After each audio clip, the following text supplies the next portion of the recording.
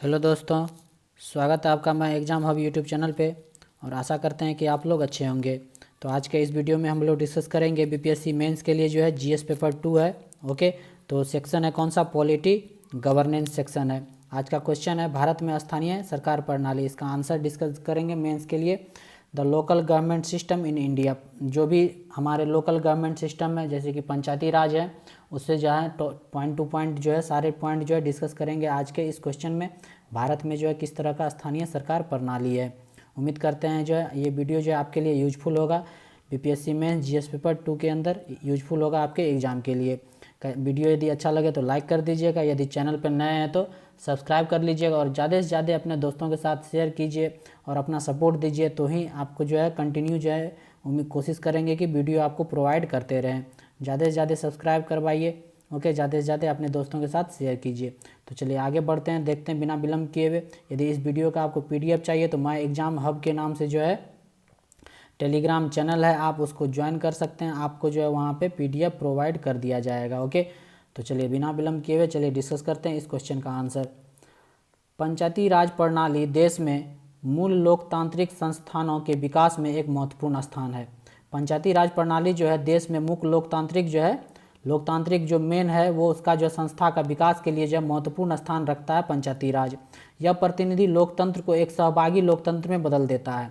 यह प्रतिनिधि जो है लोकतंत्र को एक सहभागी लोकतंत्र में बदल देता है। पंचायती राज मंत्रालय जो है हर साल 24 अप्रैल को राष्ट्रीय पंचायती दिवस के रूप में मनाता है। याद रखना ये लाइन इंपॉर्टेंट है कि राष्ट्रीय पंचायती राज दिवस कब मनाया जाता है, तो 24 अप्रैल को मनाया जाता है पंचायती राज मंत्रालय के द्वारा, क्योंकि इसी दिन जो है 73वें संविधान संशोधन विधेयक को राष्ट्रपति द्वारा लहजा मिला था। ओके, इसने भारत में पंचायती राज संस्थान को संवैधानिक समर्थन दिया था। 73वें संविधान संशोधन के तहत जो है इसको संवैधानिक समर्थन मिला था पंचायती राज संस्थान को। याद रखना 24 अप्रैल को मनाया जाता है। हर साल उत्तर प्रदेश के झांसी में इस दिन को मनाने के लिए पूरे दिन का राष्ट्रीय सम्मेलन आयोजित किया जाता है। देश भर में पंचायत प्रतिनिधि आयोजन में भाग लेते हैं और अपने विचार व्यक्त करते हैं। ये सारे जो हैं होता है घटनाएं। उत्तर प्रदेश में जो है झांकी निकाला जाता है, पूरे दिन जो है राष्ट्रीय सम्मेलन आयोजित किया जाता है। अब देखते हैं इसका पृष्ठभूमि क्या है, बैकग्राउंड क्या है। भारत में स्थानीय स्वशासन आज़ादी से पहले भी बहस का विषय रहा है। भारत में स्थानीय स्वशासन जो है वो आज़ादी से पहले भी बहस का विषय रहा है। जहां गांधी गांव के लिए प्रजातंत्र राज और द्वितीय महत्व का सिद्धांत चाहते थे, गांधी जी जो हैं वो प्रजातंत्र राज और द्वितीय महत्व का सिद्धांत चाहते थे, वहीं नेहरू और अंबेडकर एक मजबूत केंद्र के पक्षधर में थे। मतभेदों के कारण जो है DPSP, directive principle of state policy, जिसको राज्य के नीति निर्देशकता तो बोलते हैं, उसके तहत जो है इसके गठन के समय संविधान में केवल पंचायती राज का उल्लेख किया गया था। जब इसका गठन हुआ तो सिर्फ पंचायती राज का उल्लेख ही किया गया था। हालांकि कई विचार विमर्श और बिलों के बाद जो है अंततः 1992 में 73वें और 74वें संशोधन अधिनियमों के माध्यम से पंचायती राज और शहरी शासन को क्रमशः संवैधानिक दर्जा दिया गया। इस बात का आपको ध्यान रखना है। 73वें संविधान संशोधन में जो है पंचायती राज को और 74वें में शहरी शासन को संवैधानिक दर्जा दिया गया। कब? 1992 में। उम्मीद करते हैं यहाँ तक आपको समझ में आ गया होगा।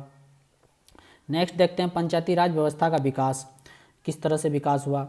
भारत में पहली पंचायती राज व्यवस्था राजस्थान द्वारा वर्ष 1959 में 1959 में नागौर जिले में और उसके बाद आंध्र प्रदेश द्वारा स्थापित किया गया था। बहुत बार ऑब्जेक्टिव क्वेश्चन इससे पूछा गया कि सबसे पहले जो है पंचायती राज जो है वो कहाँ पे स्थापित किया गया, तो राजस्थान के नागौर जिले में और 1959 में। याद रखना आपको। तत्पश्चात अधिकांश राज्यों द्वारा इस प्रणाली को अपनाया गया। स्थानीय स्वशासन के बारे में मुख्य चिंता इसकी बनावट, शक्ति के विकास की मात्रा, वित्त आदि थे। इसकी मुख्य चिंता क्या है? इसकी बनावट, शक्ति के विकास किस तरह से है और वित्त आदि के जो हैं इसके लिए चिंता है। इसके लिए एक विधि तैयार करने के लिए संबंधित केंद्रीय सरकारों द्वारा कई समितियों का गठन किया गया। इसके विधि को तैयार करने के लिए जो है केंद्र सरकार द्वारा बहुत सारे समितियों का गठन किया गया था। इस बात का आपको ध्यान रखना है। कौन कौन से कमेटी थे? ये सारे इंपॉर्टेंट महत्वपूर्ण समितियां थे। बलवंत राय मेहता समिति था, अशोक मेहता समिति, GVK राव समिति, LM सिंघवी समिति, थुंगन समिति और गडगिल समिति। ये जो है आपको याद रखने हैं। 6 समितियों के नाम जो है ये पंचायती राज से संबंधित है। उम्मीद करते हैं यहाँ तक आपको समझ में आ गया होगा। इंपॉर्टेंट है, ये आपको ध्यान रखना है। नेक्स्ट देखते हैं। कई समितियों के बाद जो है राजीव गांधी सरकार ने 64वां संविधान संवैधानिक संशोधन बिल पेश किया, लेकिन इसे राज्यसभा ने इस आधार पर अस्वीकार किया कि उसने संघीय व्यवस्था में केंद्रीयकरण को मजबूत करने की मांग की थी। राजीव गांधी द्वारा जो है 64वां संवैधानिक संशोधन बिल तो पास किया गया, लेकिन राज्यसभा में जो है इसको अस्वीकार कर दिया गया, ये कहकर कि उसने जो है संघीय व्यवस्था के केंद्रीयकरण को मजबूत करने की मांग की थी। हालांकि नरसिम्हा राव सरकार ने सभी विवादास्पद पहलुओं को हटाने के लिए विधेयक को संशोधित किया। ओके, उसके बाद जो नरसिम्हा राव जो है वो सारे विधेयक को संशोधित किया और विधेयक पेश किया। इसलिए 73वें और 74वें संशोधन अधिनियम को संवैधानिक दर्जा देने के लिए पारित किया गया। ओके, ध्यान रखना आपको 73वें और 74वें अधिनियम के तहत जो संवैधानिक दर्जा प्राप्त किया गया था इसको। ओके, 73 अब देखते हैं आगे 73वां संविधान संशोधन 1992, क्योंकि जो है स्थानीय शासन प्रणाली पंचायती राज के बारे में डिस्कस करेंगे। अधिनियम की मुख्य विशेषताएं क्या है इसका बताएंगे आपको इसके बारे में। इस अधिनियम ने भाग 9 को भारत के संविधान में पंचायतों के नाम से जोड़ा। किस नाम से? पंचायतों के नाम से। इसमें अनुच्छेद 243 से 200 तक के प्रावधान हैं।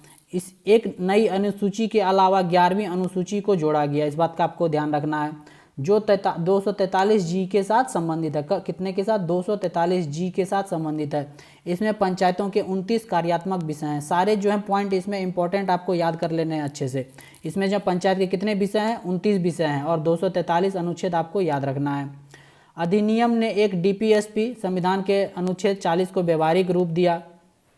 राज्य के नीति निर्देशक तत्व के अधीन जो है संविधान के अनुच्छेद 40 को जो व्यवहारिक रूप दिया गया अधिनियम के तहत।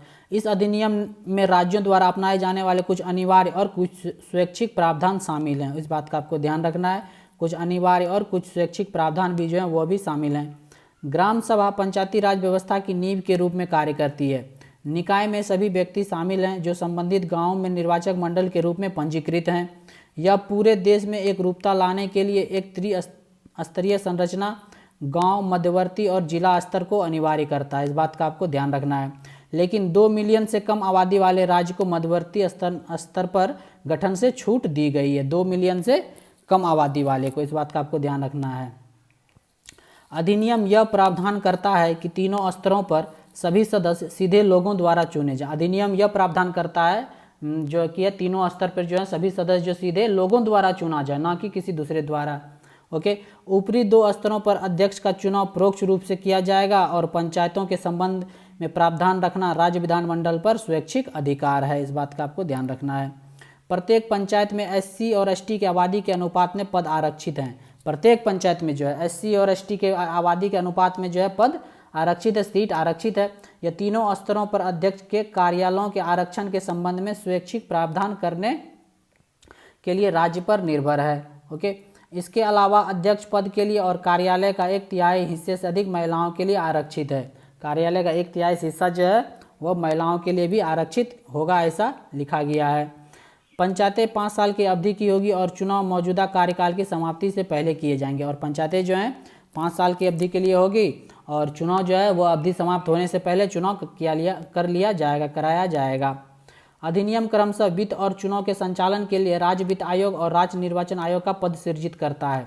पंचायतों के खाते में ऑडिटिंग और तंत्र के तरीके राज्यों द्वारा किए जाएंगे। ये सारे जो है किसके द्वारा? राज्य के द्वारा किए जाएंगे। अधिनियम जो है वित्त और चुनाव के संचालन के लिए राज्य वित्त आयोग और राज्य निर्वाचन आयोग का एक पद भी सृजित करता है।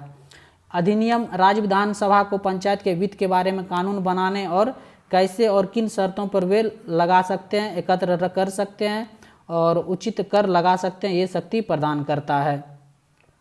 किन किन शर्तों पर कर लगा सकते हैं, एकत्र कर सकते हैं और उचित कर लगा सकते हैं, ये शक्ति जो है प्रदान करता है राज्य विधानसभा को पंचायत के वित्त के बारे में। ओके, इस बात का आपको ध्यान रखना है।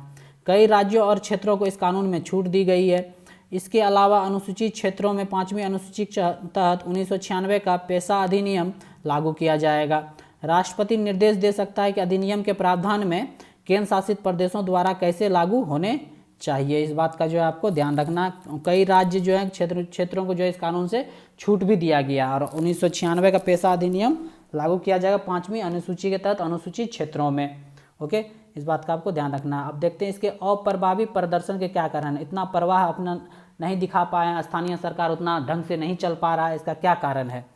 यद्यपि संवैधानिक दर्जा होने के बावजूद यह कहा जाता है कि अधिनियम केवल ढांचे को निर्मित कर सभी राज्य निर्णय पर छोड़ देता है। यहाँ तो हमको सबको पता है कि संवैधानिक दर्जा दिया गया, लेकिन उसके बावजूद जो है अधिनियम केवल ढांचे को निर्मित कर सभी निर्णय जो है राज्य पर छोड़ देता है। कई राज्यों ने निम्न स्तर के लोकतंत्र को मजबूत करने के लिए पर्याप्त तंत्र ही नहीं लिया है। बहुत सारे राज्य में जो है इस स्तर को मजबूत करने के लिए कोई उपाय नहीं, कोई स्टेप नहीं लिया है, कोई काम नहीं किया है। 3F फंड, फंक्शंस और फंक्शनरीज के हस्तांतरण में कमी हुई है, इसलिए वे जिम्मेदारियों का निर्वहन करने में असमर्थ हैं।